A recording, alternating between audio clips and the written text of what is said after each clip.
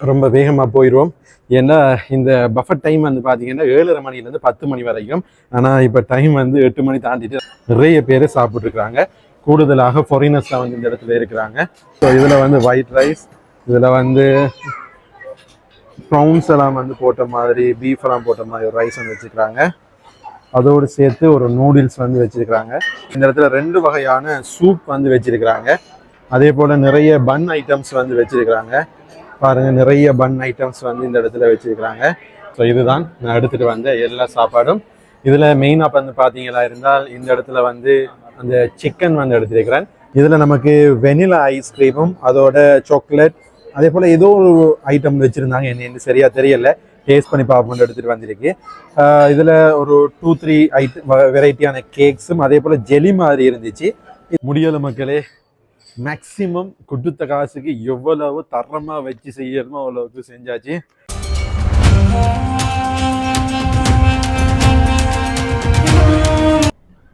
வணக்கம் உறவுகளே, எல்லாரும் எப்படி இருக்கிறீங்க? எல்லாரும் ரொம்ப சூப்பராக இருப்பீங்கன்னு நினைக்கிறேன். இன்றைக்கு நாம ரொம்பவுமே இன்ட்ரெஸ்டிங்கான ஒரு வீடியோ தான் வந்து பார்க்க போகிறோம்.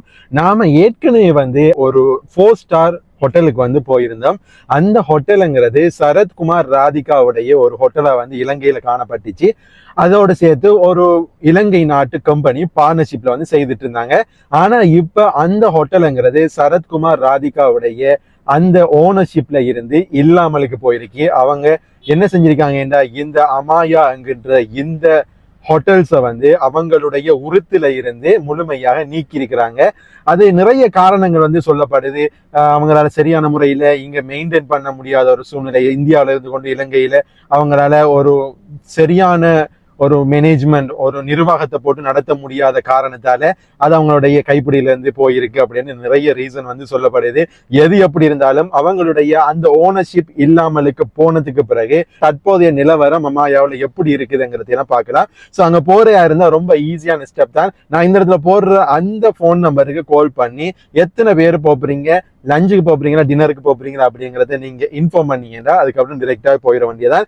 நாம இன்றைக்கு டின்னருக்கு போகிறோம். காரணம் என்ன, ஏற்கனவே நம்ம லஞ்சுக்கு போயிருந்தோம். டின்னர் வந்து லஞ்சை விட டிஃப்ரெண்டா இருக்கும் அப்படின்னு சொல்லப்பட்டுச்சு. அது உண்மையிலேயே அப்படித்தானே இருக்குதுங்கிறதையும் பார்க்கலாம். வாங்க கிளம்பிடுவோம். சரி மக்களே, நாம வந்து ரீச் ஆகிட்டோம். ரொம்ப வேகமாகவே உள்ளுக்கு போயிடலாம். இதுதான் என்ட்ரன்ஸ். நம்மளோட வாகனத்தை அந்த இடத்துல பார்க் பண்ணியாச்சு. பார்க் பண்ணிட்டு அப்படியே உள்ளுக்கு போயிட்டு நம்ம பஃபட் இருக்கிற ஏரியாவுக்கு போயிடுவோம். ரொம்ப வேகமாக போயிடுவோம். ஏன்னா இந்த பஃபர் டைம் வந்து பார்த்தீங்கன்னா 7:30 மணிலேருந்து 10 மணி வரைக்கும். ஆனால் இப்போ டைம் வந்து 8 மணி தாண்டிட்டு நாங்கள் கிளம்புறதுக்கு கொஞ்சம் லேட் ஆகிட்டு. ஸோ ஏற்கனவே ஆரம்பிச்சிருக்கோம். நான் போயிட்டு அதில் குயிக்காக ஜாயின் ஆகிடுவோம்.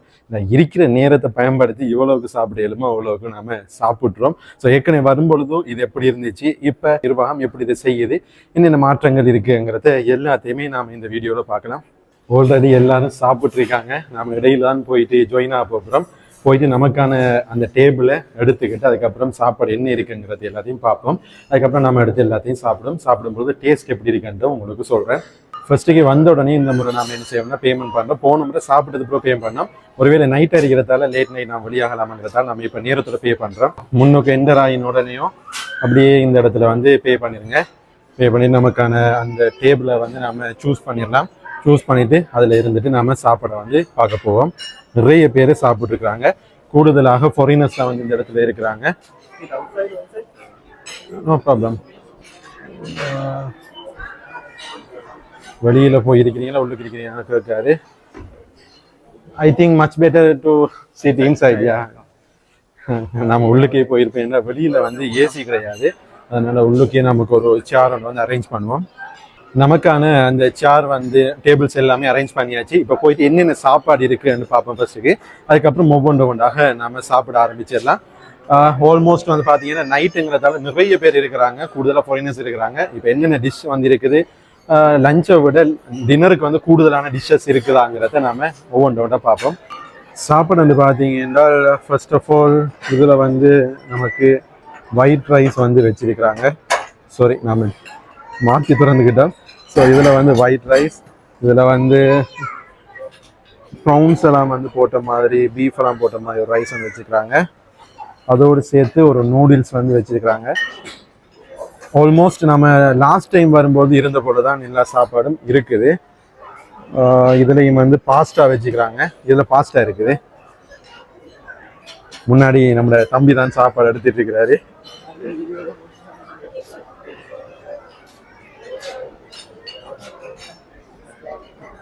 இதில் மெயினான டிஷ்ஷில் பார்த்தீங்கன்னா இதில் வந்து சிக்கன் இருக்குது, அதே போல் பீஃப் இருக்குது, முக்கியமானது கட்டல் ஃபிஷ் இருக்குது, இதில் புடலங்காய் வச்சிருக்கிறாங்க, இது காபேஜ் நம்மளுடைய கோவா வச்சிருக்கிறாங்க, எப்பவும் இருக்கின்ற அந்த பொட்டேட்டோ உருளைக்கிழங்கும் இருக்குது.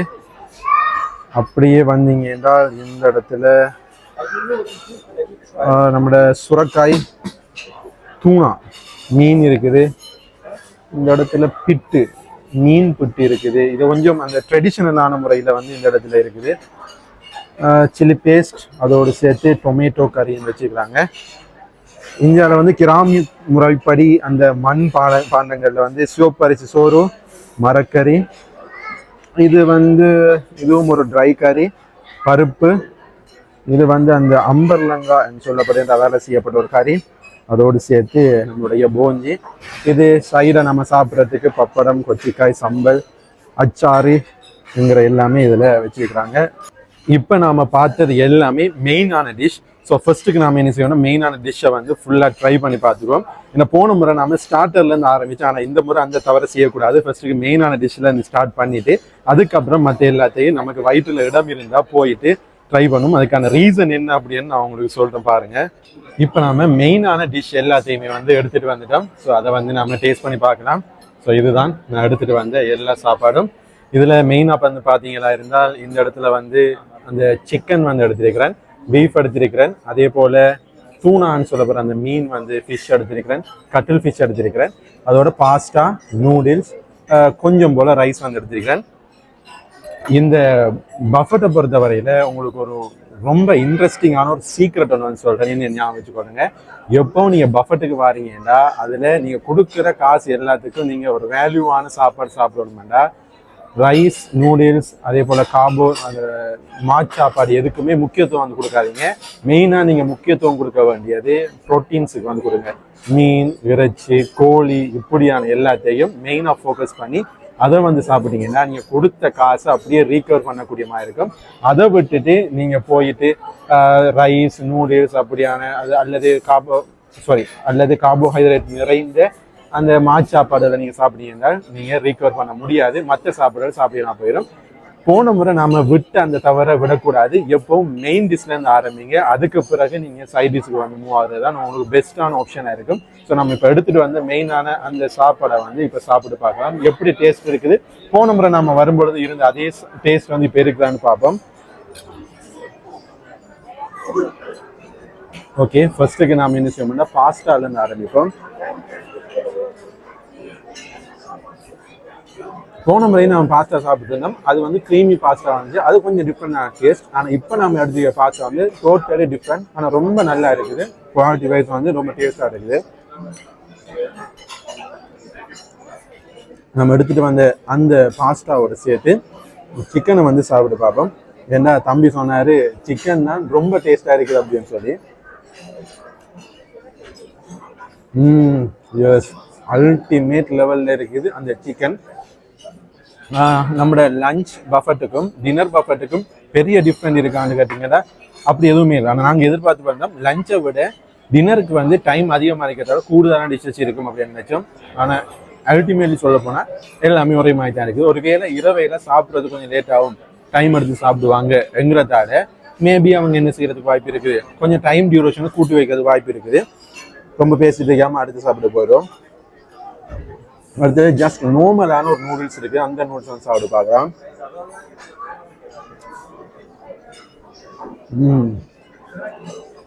ஆனா எனக்கு ஃபீல் ஆகுறது என்னன்னா ஏற்கனவே நான் வந்து சாப்பிடும்போது இருந்த டேஸ்ட்டை விட இப்போ கொஞ்சம் டேஸ்ட் அதிகமாக இருக்க மாதிரி சாப்பிடுறது. இப்படி ஒரு பீஃபையும் சாப்பிடுவோம்.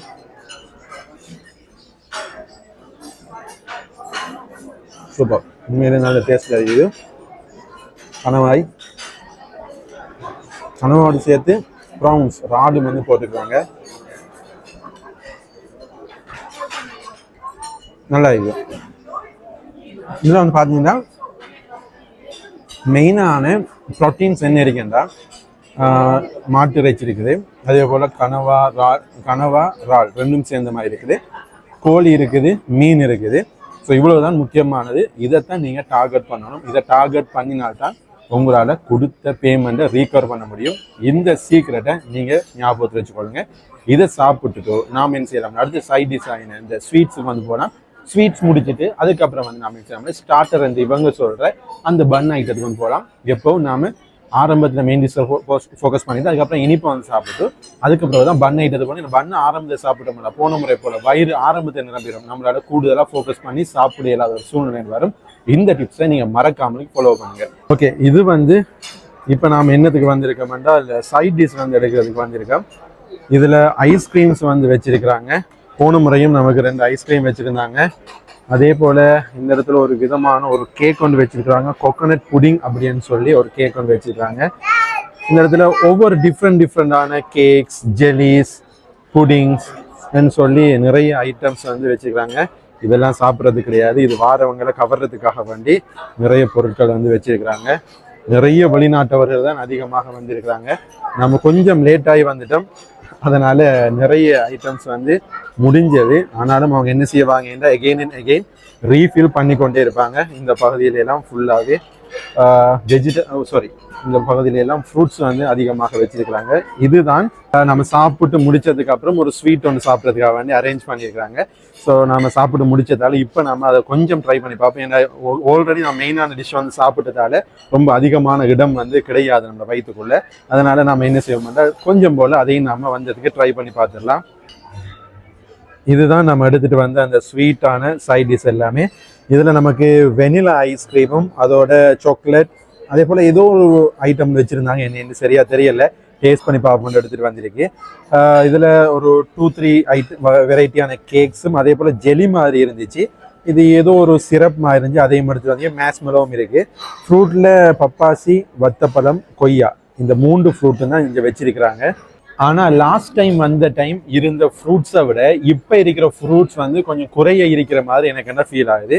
ஏன்னா 3 ஃப்ரூட்ஸ் தான், ஒன்று கொய்யா, அடுத்தது பப்பாசி, அதே போல் வாட்டர்மெலன் சொல்கிற வத்தப்பழம், இந்த 3 தான் வச்சிருக்கிறாங்க.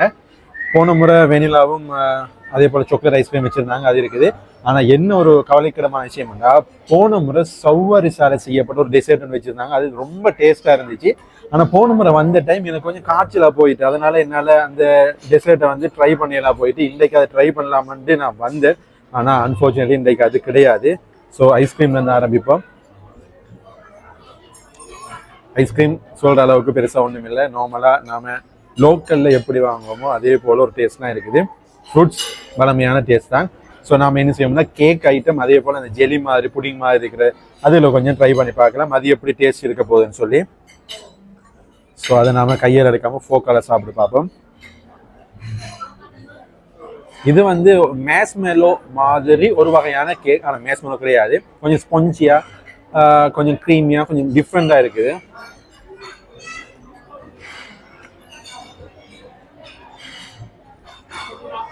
மேலுக்கு மேஸ்மெலோ மாதிரியும் கீழுக்கு ஒரு ஹாஃப் ஏரியா பாதி வந்து கேக் மாதிரியும் இருக்குது.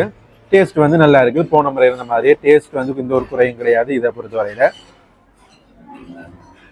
இதுதான் ரொம்ப கஷ்டப்படுத்துது என்ன, ஐயோ வருது இல்லை. சரி, அடுத்த ட்ரை பண்ணும்.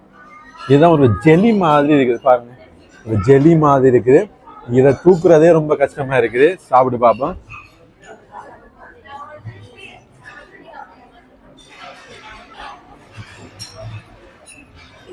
இந்த என்ன என்று சொல்றது, கடல் பாசி மாதிரி இருக்குது. ஆனால் அதோட சினமன் கருவாப்பட்டை வந்து சேர்த்து பண்ணின மாதிரி இருக்குது. ஆனால் ஜெலி மாதிரி இருக்குது, கடல் பாசி மாதிரி இருக்குது. எதுன்னு கன்ஃபார்ம் பண்ண முடியாத அளவுக்கு டேஸ்டாக இருக்குது. ஆனால் டேஸ்ட் வந்து நல்லா இருக்குது. ஸோ அடுத்த வெரைட்டி கேக் க்ரீன் கலரில் இருக்குது பார்த்தீங்களா, க்ரீனிஷா. ஸோ டேஸ்ட் பண்ணி பார்ப்போம்.